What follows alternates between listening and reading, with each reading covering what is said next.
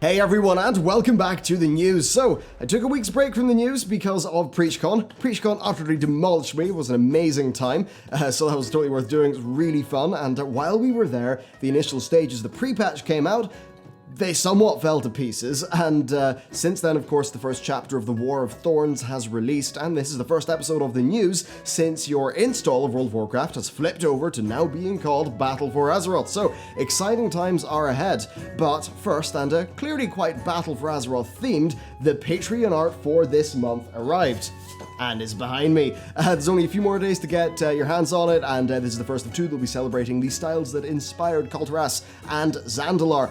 Plus, Jess is fantastic, and getting her out there is an absolute joy. Oh, and I'm also doing a series of videos for Blizzard on getting started with World of Warcraft. The first one should have just came out a few hours before this video went live, and I'll put a link to that over in the description. Okay. Let's roll with the news. And our first topic, well, it's got to be the controversy of the day, leveling. Now, the sheer amount of conspiracy theory rubbish that I've seen with this one is kind of crazy. It's a step away from, you know what, things that I don't want to say because I don't want to be shut down by YouTube, so let's not even go there. Suffice to say, it's been a bit conspiratorial. The point is, this isn't the feature, this is a bug. Big Daddy Ian's not maniacally laughing from his ivory tower. And they did totally fuck up, though. There's no doubt about that. There are game-wide problems that are tanking the quality of their product. And you're probably wondering, how is this not found out? Well, it doesn't seem like anyone really noticed on beta or PTR, so yeah, this could have, it could have been a problem there, or it could have just been something that happened when it was pushed to live. Now, you've got to remember, you can't make level 1 characters on beta or PTR, which means that the leveling content's pretty much impossible to test. So it's a big old problem. Now, I'm not just doing an opinion splurge here, because we do actually have some important developments. We've got a confirmed XP nerf, and we've got a bit of a working theory about what the problem is. So, after a week of community managers holding the front lines to the tune of tremendous casualties, Ian has finally descended upon us to give us the dev team's thoughts and things. So they absolutely do not intend to tune anything to feel different from 7.3.5. And as of right now, they do not know what the exact cause of the problem is. Now, they don't want to just throw in number changes to immediately bandage fix it, because then the core problem would still exist. Now, if theories about why it's messed up are correct, that stuff actually wouldn't even help anyway. Although just last night, and by the way, I'm recording this as an addition because it literally just happened, and they did throw in a health and damage nerf. So this is going to fix the most immediate problem. It seems like the underlying issue might still be something that they're working on to fix, but right now the immediate problem caused by this has been solved. But anyway, Ian's post is actually really useful, and does contain some stuff that I think you'll be kind of excited about regarding the 60 to 80 bracket, so let's hop back into that. So as soon as the team found out about this problem, the first thing that they did is they looked at numbers, and they basically assumed that some part of the stat squish was wrong. Essentially, they kind of thought they had their numbers messed up. Nope, wasn't that. The numbers checked out. So the next thing that they did is they made characters on an internal 7.3.5 build to compare, and when they did, they saw real-world differences. So basically, when you look at the World of Warcraft database, the actual raw data, the raw numbers for health and damage for everyone, it's totally fine. The issue is actually once you run into the game, that's where the problems appear. Now, they don't want to do a blanket fix because that would mask the problem, and if they just mask the problem, well, the problem would still exist. However, Ian did say that the degraded game experience is a problem, and they probably will implement a blanket health reduction if they can't fix it super soon. Now, after doing some research, I'm pretty sure that the problem lies with how scaling and sharding are working. Now, this is based on an excellent Reddit thread by Big Butt. Yup, that's their name. And it's super cool though. So essentially, player health and damage are remaining consistent throughout the testing, but mob health and damage are not. So the problem is lying in the scaling of the enemies, which seems to be bugging out. Now, one working theory is that because of the heavy sharding load across PvP and PvE shards, it is causing mobs to bug out and not be scaled correctly, which leads to the problems that we see on live. If so, then these symptoms are caused by probably some really hard to find, non-obvious bug in either the servers or the scaling system, something like that. So that seems to be the problem. Hopefully Blizzard will be able to fix it quickly, and if not, Ian did say that they're willing to implement a health nerf to sort of smooth out the immediate problem. So thankfully, as I said, an immediate fix has been implemented, so that should go a long way to solving the pain points that are being felt. As for the underlying issue, well, it's hard to know what's planned with that, but I think it's worth also noting that unit frames might display incorrectly right now because the client still needs an update next week. But for now, you are free to level at what should be normal 7.3.5 speeds. But there is more though, because many players have been complaining that the pace of leveling greatly slows in the 60 to 80 bracket, and that's a complaint that's existed even in 7.3.5. Blizzard actually agree with Ian telling us that leveling takes about 15% too long. Of course, this has been further exacerbated by all of these level scaling issues, with players just reporting like some crazy leveling times for that bracket. So the team is addressing this with a package of changes that aims to smooth out the problem, delivering, they think, a 15% decrease to leveling time through an XP requirement nerf for the levels. So that's pretty cool. And I also, just as a side thing, did see a player suggest making Northrend, Outland, Cataclysm, and Mists work between 60 and 90. I think that would be an excellent change. You already skip out on most of the Cata and Mop zones, and arguably it would be beneficial to allow people to skip past Outland and Northrend, which currently are the oldest bits of content in the game, even though, of course, as you know, I love Northrend, but yeah, some of it really doesn't hold up. So that's it with leveling, a little bit of a mess, but you know what, it seems like it is something they're going to be over with pretty soon. And next, it's time to talk about the War of Thorns, because it launched this week, well, the first part of it launched this week, and it follows the real start of the Battle for Azeroth hostilities, with Sylvanas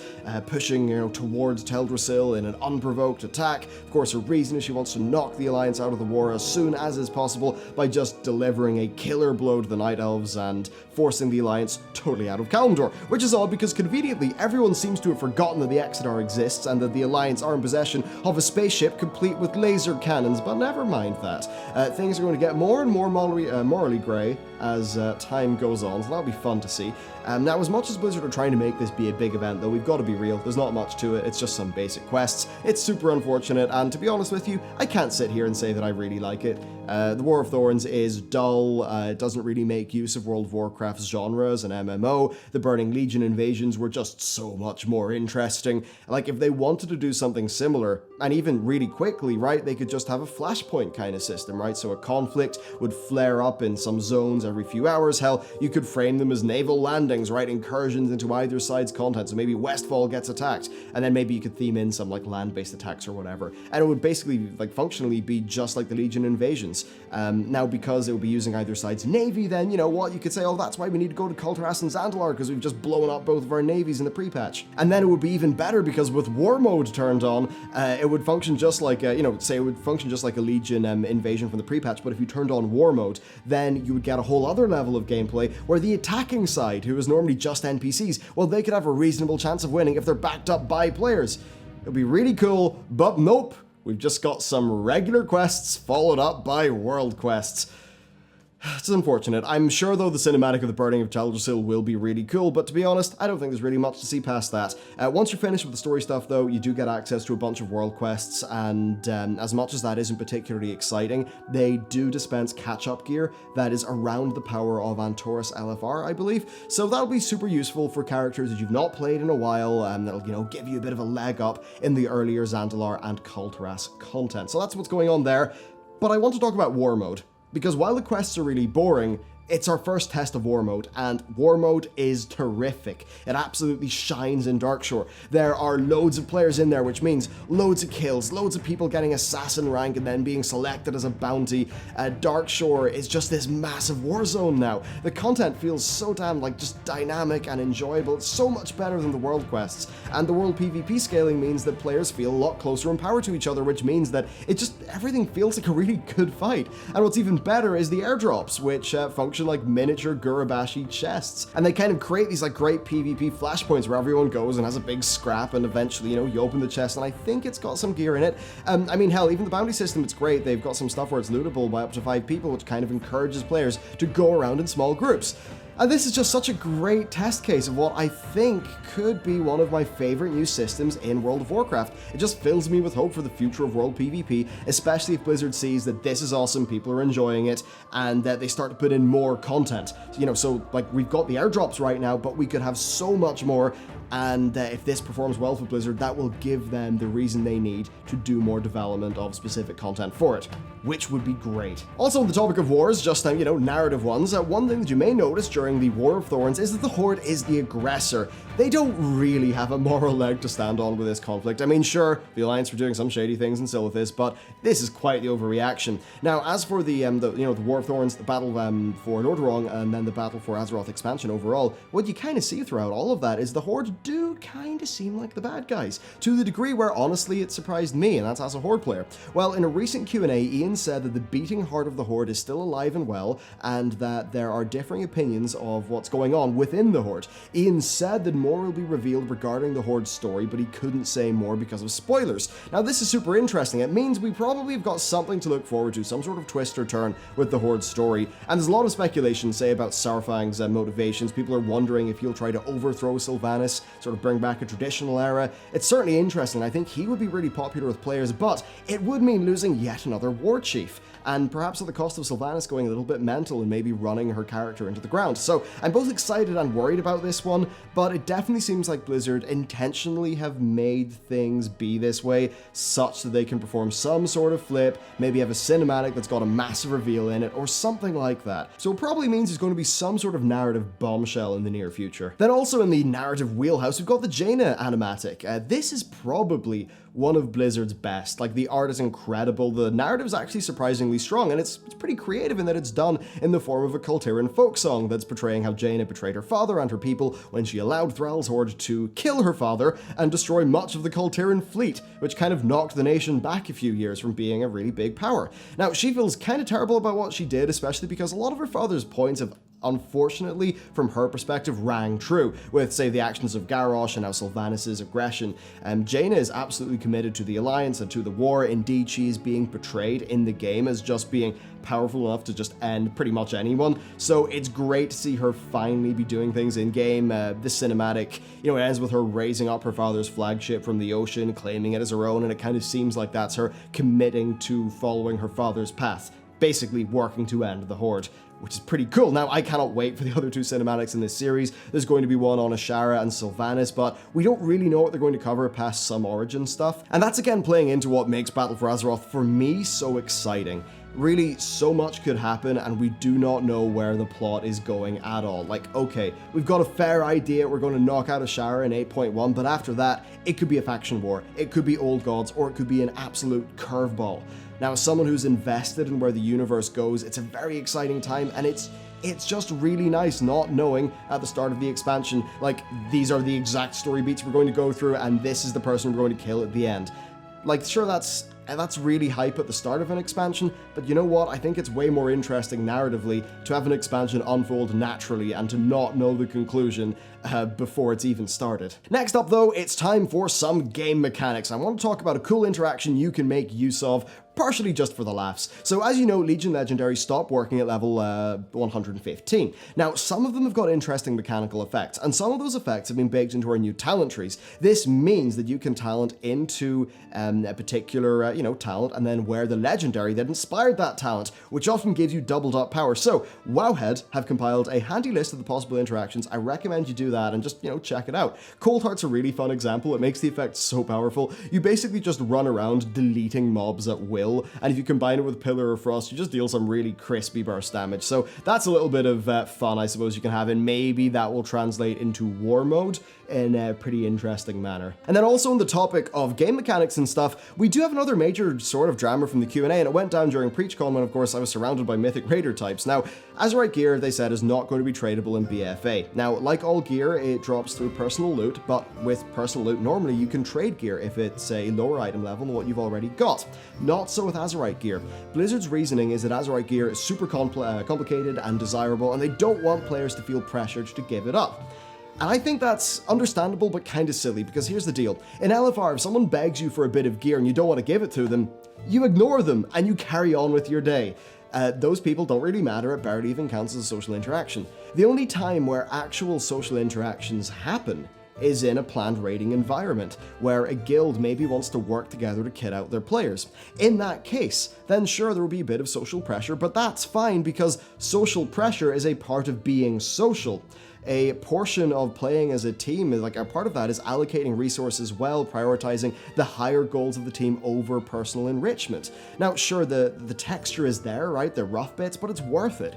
Blizzard constantly design over social interactions in the name of having a safe and inclusive experience, and it always backfires. Just look at Overwatch. Up front, it is the most cuddly, inclusive, beautiful thing you could imagine, but it's got one of the most just worst toxic communities you've ever seen. Over-designing social interactions always fails. Don't bother doing it. If you actually respect your players as adults, you'll let them self-organize. And you know what's weird? As game developers, of course, like I've been doing a bunch of trying to plan out like big metagames and stuff for our game, but what you're doing is you're constantly trying to, in a way, manipulate the player into having fun through mechanics. And you're trying to design and craft the perfect experience. Well, I often find there's almost a tyrannical edge to that, where you're really trying to control what the player's doing, and sometimes you even see that come out when developers talk down to players, which is something, it's a really unfortunate trend I see in social media these days. And I suppose like that's mainly my spiel on it. I'm just very cautious of that line of thinking. Like, if I get a bit of Azerite gear that I don't need, the thing is, I actively take pleasure in giving that to someone who I like, and I know they need it. It brings me and that person closer together, and I think that's a core part of building up a team, allowing people to be generous. With a system like this and personal loot, I think it will have the opposite effect of what Blizzard want it to do, and I'd really caution them against it. So there we go for the news. What a week to come back to. The tree is not even on fire, and we're already putting out fires. Look, I can't beat around the bush with this one. There's a bunch of sort of negative drama type news in today's episode.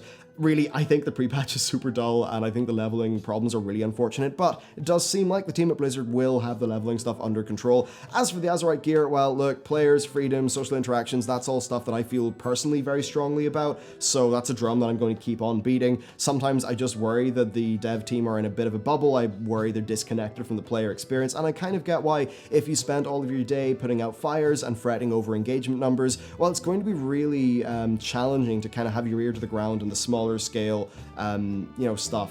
So that's a bit unfortunate, but look, I still am deadly hyped about this expansion. It absolutely has had more controversial moments than it needed to, but most of that stuff won't be felt by players in my view, and I overall do think it's going to be a pretty damn enjoyable expansion. I mean, hell, if I look at the dungeons that I've played through, the zones that I've played through, I prefer all the BFA ones to the Legion ones, and thinking about Island Expeditions, Legion did not have that, and I really enjoy it in BFA, so on paper, BFA to me actually does look pretty damn good. There's just a few little sort of quirks at the start that we're working through. So there you go for the video. A big thank you to everyone over on Patreon. You can check out the July art in the description below. There's only a few more days to get that one, and the August one is going to go along with it pretty nicely. They sort of make it too.